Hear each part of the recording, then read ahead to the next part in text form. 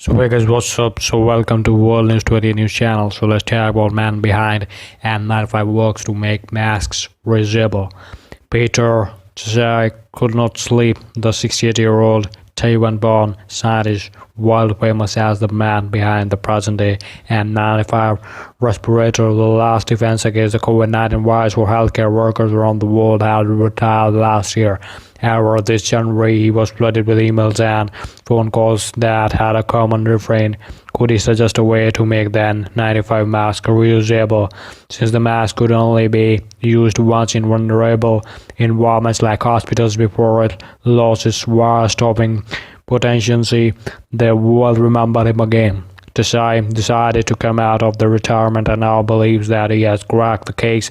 You know, the funny irony in all this, Tsai tells the news agency from his home in the United States the charging technology that I had used in the 1992 to make N95 capture the virus was called corona charging. Now he was called to stop the coronavirus. The technique he used in the 1992 was the electrostatic charging on the microfibers on the mask that improved the filter efficiency 10 times, allowing it to stop the micro-sized microbes. I couldn't sleep when the calls and mails started to pour in. In fact, the last 2 months I haven't slept much, but now I think I can relax a bit. Tsai says heat treatment is the best of the solutions that I have come up with now. Heat the mask at 70 degrees for 60 minutes. That should be deactivate the virus and make the mask reusable. There are other solutions like steaming, etc., but this heating holds the most promise. FDA and others are looking at it now. There was a talk about using UV rays, but I suspect it can degrade the polypropylene material of the mask. Tsai might have cracked the puzzle in short time, but it had taken him a long time to solve it in 1992. 5 long years we knew it had to do something with charging the microfibers on the surface of the mask, and we tried everything.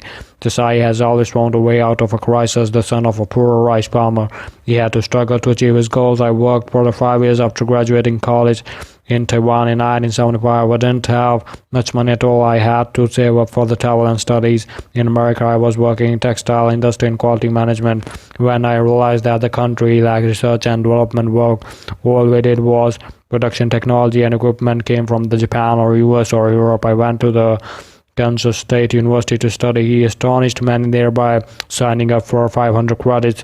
To a PhD student only needed 90 credits to graduate. He took up courses across the spectrum: mechanical engineering, material engineering, electrical engineering, chemical engineering, physics, and mathematics. I wanted a good base in mathematics and become a teaching assistant. That multidiscipline curiosity would later help him in fortifying the respirator. I didn't invent the N95 mask. The charging method that increases its filtration is my contribution. I combine 2 technologies, melt blowing and electrostatic charging, to produce a layer of the melt-down fabric that is the core of the respirator mask.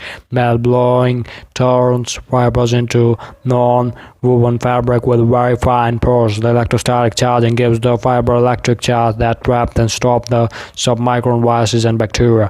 My initial respirators were for construction and painting workers and painted workers. It was later used for the healthcare mask. It is now the major shield in the COVID-19 world. In 2018, he had come up with the hydro-turbo-electrification process for the air purifiers. You apply the same to the N95 to reduce half its material, and importantly, it increases the filtration 10 times more. Tsai is a hero in the medical world now. I'm so glad that my invention has helped to save the lives.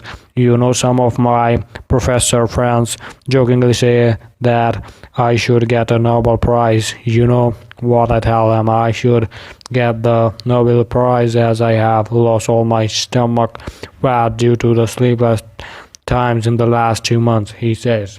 So if you like the channel, so kindly subscribe to it.